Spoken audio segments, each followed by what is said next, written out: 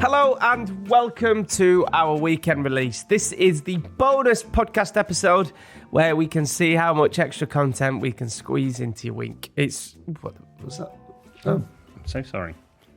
That was me saying week weird and you getting a WhatsApp at the same time. Random things that have been sent in, extra bits from our week, and how our advice went down with you, our wonderful G&Divas. This is our last episode before Benidorm. Indeed, when this is going out, I think you and I might already be there. We'll have landed in Benny. Yes, I'll be rubbing some sun cream into you, making sure you've got no white bits. Wow, was not expecting that. Trust me, you'll have plenty of white bits. Oh, is that a promise? Mm-hmm. Is that sun cream? No. And this, we thought we'd, there's obviously a bit of a theme for this, and we thought we'd talk to Kim, or have this letter from Kim. Hi, William and Jordan. I'm writing this from the comfort of my sunlounger in the one and only Benidorm. Oh, okay. As much as this is a wonderful holiday, I have a dilemma regarding the hotel pool. You may have seen that in peak season, people go feral over getting a sunlounger by the pool. In the 2 days that we've been here, I've witnessed shouting matches and heated scraps just so they can bagsy a recliner. I'm glad this has come up. I say I may have been involved in a few of these incidents myself. My question is, what is the etiquette for wanting to claim a sunlounger by the pool? Should I be aggressive like everyone else and be the problem, or should I take the high road and practice a more polite William Hanson approach? Lots of love, Kim. P.S. William, don't let this put you off Benidorm. I promise you'll have the best time. Can I just say to all Brits, when we're abroad, when we're on holiday, just remember where you are. You remember when you used to go on a school trip and they'd say, now you're representing the school. Yes. And everything you do and your behaviour represents the entire school and everybody there. Same for when we're on holiday. So if you're scrapping at the pool, it's not a good look. At the pool? It's not a good look. However, it's also now a lot of hotels, you're not allowed to put your towels down the night before or first thing in the morning. No, of course you're not. So a lot of hotels have banned that now. Oh, However, really? if you go on the Mail Online, there's now queues in the morning. But some people are getting up as early as 4 o'clock in the morning to get at the start of the queue to get the best sun lounge. Well, and quite frankly, if they want to get up at 4 o'clock in the morning and queue, they're more than welcome to. That's not a holiday. Queue at 4 o'clock in the morning for Beyonce tickets, yeah, but not for a pool in Benidorm. Come on. And if you don't get the best seat, it's not the end of the world. And also, if you're there and you leave, take your stuff with you and let somebody else come along. Yeah, well, I agree with you on that. I think all towel reservations should be barred. You're either on the bed or not. It's all right if you're going off for an half hour for lunch, but that's it. People leave it there, don't come and wander off for hours and go on excursions. On what? Excursions, whatever they're called. Excursions, yeah. I would agree. You can probably reserve for 15 minutes in advance, particularly if maybe if it's, let's be heteronormative, it's a mother and father and a family. Father goes down to put some books and towels and possessions on the bed. Mother's still wrangling the children. 15 minutes, fine. Half an hour, no. And yes, when you leave, you leave. Lunch is the exception if you're going to the sort of the pool cafe. If you're leaving the hotel property, then all the towels go and you surrender those beds. But 15 minutes tops at the start of the day. I agree. It's a nightmare. Yeah. And hopefully hotels are having to get better at policing this. Yeah. You can, in certain places, you can reserve sun lounges and you get a period of time. Like you reserve it for like 4 hours and then you have to... Yeah. There are ways around this and I hope... Where's Diego over there? I hope hotels get better at this. Sorry, I thought Diego was by my foot, but he's out for the count on the rug. Also, Dan has messaged us about Prague Airport. What a shame we're not going to Prague. Dan says, G&D alert, guys, important news. The MasterCard lounge in Prague Airport allows you to free pour your own unlimited G&D. Oh, wow. He sent in a photograph and there is, next to the Bombay Sapphire and other things, there's the Debonnaire in like one of those, measure upside down bottle poury things. Optic. It's an optic. Gosh, the optic. Anyway, so Dan sent us a picture of him drinking the G&D, saying thick bottom, slim ring, or whatever it is, I'm pissed, he says. He does say G&D 10 out of 10. Podcast is good too, apparently. Great nice for a to know. flight at G&D. If you're a nervous flyer. Yeah. He's written a couple of words of appreciation to tell us how good G&D is. He says it might be the drink. In Prague's lounge, G&D divine. A tipsy traveller sips like wine. Glass in hand, I raise a cheer. Drunk on joy, no room for fear.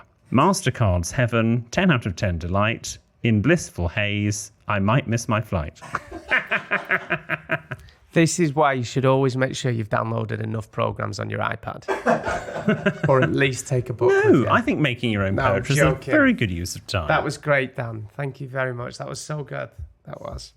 Now, a couple of weeks ago, we shared the sexy playlist that Emmy made for her friend. Mm-hmm. We needed to get your input, listeners, on one of the tracks that Jordan said gets any northerner going. Mm-hmm. And that tune was... the Coronation Street theme tune. Just listen to it. Jordan's now just put a jumper over his lap, just so we don't see anything. 87% of our listeners, however, said that song turns them off. What? Really? Maybe we just have more southern listeners. Is that what they said? Gets any northerner going, those trumpets. Yeah, but put Downton Abbey on.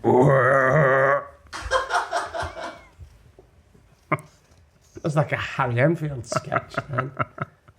You're like a Harry Enfield sketch. What young man? Was that Harry Enfield? Yeah, it was. A white young man.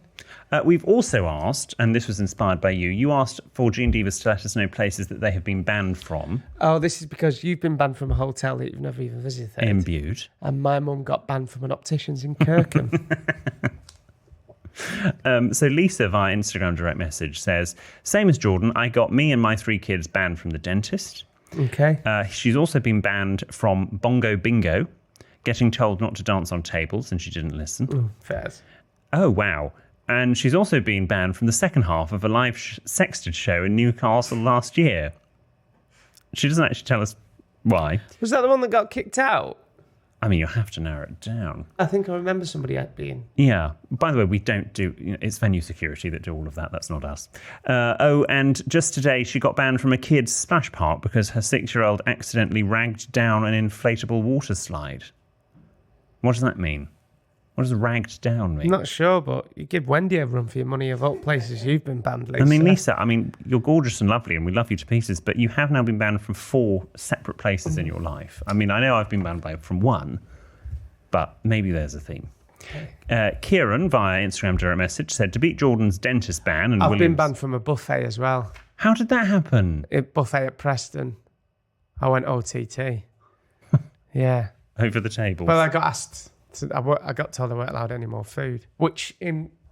How old were you at the time? Oh, about 24. Oh. Which, in my fairness, is an all-you-can-eat buffet, but anyway, carry on. I did go OTT. I might have stuffed some spring rolls in my pockets. Is that a spring roll in your pocket? To beat Jordan's dentist ban and William's hotel ban, I was raised as a practicing Catholic and went to church every Sunday morning, even on holiday. I was an altar boy at my local church in Sunderland, and one of the other lads was asked not to come back because he was caught drinking the holy water. When asked why he did it, he said, for superpowers and that. I mean, you would, wouldn't you? You would have a drink of holy water. What is holy water? It's just blessed, isn't it? Yes, it's water. I think... Let us know, Catholics, if you're listening. I think it's water that has been blessed. Was it from the River Jordan? I mean, that's used in the coronation, but I'm not sure about in other churches. I will find out, actually. What is holy water? That's what I had my room blessed with, my Irish Catholic mate. He probably just got some Vital. No, I'll be honest. It was from his nan in Ireland. Right. He had some. Okay. Pardon? That's a different type of holy water. Different type of River of Jordan. Have some grace and decorum. The pair of you, please. Come on. Stephanie says, hi, William, Jordan and PB. I don't have a dilemma, just a very big thank you to William. My mum has always been a Mrs. Bucket, always correcting people, forever putting me down through my childhood. Today, I finally got my own back. After sitting down to a meal, she raised her glass, toast to the day, and went to clink glasses. Imagine my joy when I stopped her saying, don't clink, it's common. She was mortified and I was delighted. So thank you, William. It's given me great joy. Love the podcast. It's fabulous.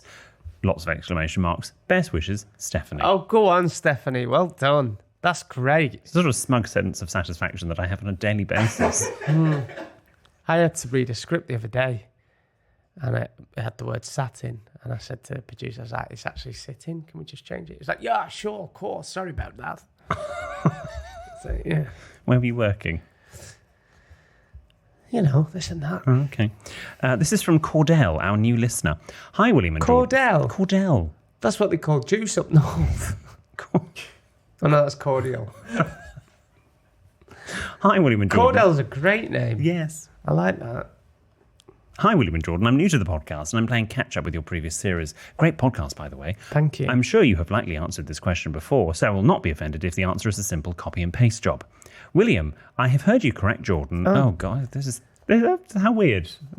I promise you this isn't planned. William, I have heard you correct Jordan when he uses the past tense sat with sitting.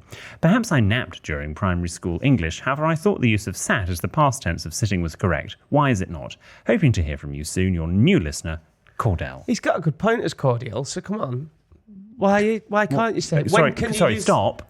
Cordell, Why we don't know how they identify. We don't know what gender. Sorry. When can you use the word sat? Well, you can use sat. Sat in itself is fine and is correct in certain circumstances. Where this started on the podcast is Jordan would used to say things like, I was sat. And correctly, it should be I was sitting. And like I was stood should also be I was standing. And so that's where it started. Now, to be perfectly honest, there are sometimes people write in the word sat and we'll just pause and go sitting when actually the use of sat is correct. But that is at the crux of where this whole sat sitting thing started. Okay. And I would also like to point out, before my husband tells me off, I apparently once, spoiler alert, got the sat sitting thing wrong at the time that we first started doing this podcast, and it was probably like the night before. You then came in, and a bit like Stephanie and her mother, you made the mistake, and I thought, I can be smug, I can correct you, and it's sort of become my thing, but it was originally Mikey's, so full credit to Mikey. He's more highly strung than me. Is that where it came from? Yeah. Oh, okay. I got mad with lads on site when they said, I'm just going to have I was just sat down for 5 minutes. I say it's sitting. You were sitting down, lads. Come on. You act like you've been bloody dragged up. Where's your education? And this is from another Stephanie. Right, so I'm a recent G&Diva, but only on Series 7. So if this has already been brought up, apologies. Not a dilemma, but considering William loves to correct Jordan's pronunciation on, well, everything. Oh, God. I thought I'd take the opportunity to question his. Oh, right. Oh, here we go. I've noticed it twice now, and maybe hearing things, but William appears to be saying yin and yang, not yin and yang. Considering he's visited Shanghai so often, I thought it appropriate to be a dickhead and point it out. That's all. Loving the podcast so far and grateful for the introduction of Debonnaire. P.S. I've not tried it myself, but have you ever wanted to make the D common as fuck? My Geordie father mentioned it was popular in his day mixed with lemonade, so I guess the Queen Mother was a woman of the people. Oh. Stephanie. It was a very 80s drink, Debonnaire, wasn't it? Yeah, it's very popular. There's some great Debonnaire adverts on YouTube from Dubonnaire, as they call it in America. Stephanie, I'm going to look into that. I have always heard people say yin and yang. Yeah. I don't know quite what yin and yang means, and I'm not quite sure what the Shanghai connection is other than the obvious. So I'll come back to you. It's like boo to a goose. Some people say boo to a ghost. A gay ghost? No, they just say you can't say boo to a goose. That's what I've always said, but I said it on air once. People are like, it's boo to a ghost. Oh, really? Yeah. I'd use goose. Yeah, you can't say boo to a goose. Oh, okay. Boo to a goose sounds better than boo to a ghost. Yes. Maybe ghosts say boo to you. Don't go boo. I can see where they're going with that. Finally, do you remember the Wendy, Can I Borrow Your Potato Peeler song? I said, Wendy, ooh, can I borrow your potato peeler? And it was the G&Diva Robbie that wrote that. Yes, it was. Well, we've heard back from Robbie. Oh. He has sent us another original hit, but this time it's about picky teas. I said picky teas, Jordan. Picky teas. Okay. No. So we've got a snippet here. I was meant to say picky bits. I know. And I said picky tits. I know. It's hilarious. We've got a snippet. Here it is. Chicken nuggets, vol au vents and little sausage rolls, mini pizza, oven chips and turkey dinosaurs, potato waffles, curly fries, potato smiles, croquettes. It's a mix of freezer tappers with no menu etiquette. It really doesn't matter, any leftovers will do. Your family will love ya, a feasting like no other, 'cause you're gonna have... What are we having? 1, 2, 3, a picky tea. A picky tea. If this Bayesian can be air fried, then it's good enough for me. A picky tea. Picky tea. You can keep all your posh nosh, 'cause I want a picky tea. A picky tea. Picky tea.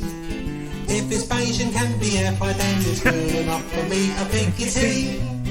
Picky tea. So good. You can keep all your posh nosh, 'cause I want a picky tea. Cha-cha-cha. Ah! He was going to Robbie. We don't deserve you as a listener. That's so good. That is amazing. Thank you. Once more! Picky tea. Picky tea. So catchy. If this Bayesian can be air fried, then it's good enough for me. A picky tea. Picky tea. You can keep all your posh nosh, 'cause I want a picky tea. Cha-cha-cha. Love it. Well, what a way to go off to Benidorm. Jordan, pack your sun cream, pack those budgie smugglers. Ben, see you there. Can't wait. It's going to be good. You'll hear all about Diva España with Amazon Music on the podcast from next Tuesday. We'll see you then. Remember, if you've got a question or a story that isn't a dilemma or problem, you just want to say hello or a funny tale, we can read it out, so drop into our DMs on social media or send us an email to help@sextedmyboss.com with anything that you want to share with us. We also love hearing back from the people we offer advice to. So if that's you, get back in touch with Producer Ben for more sexted news and nonsense. Sign up for Producer Ben's newsletter via sextedmyboss.com. Goodbye.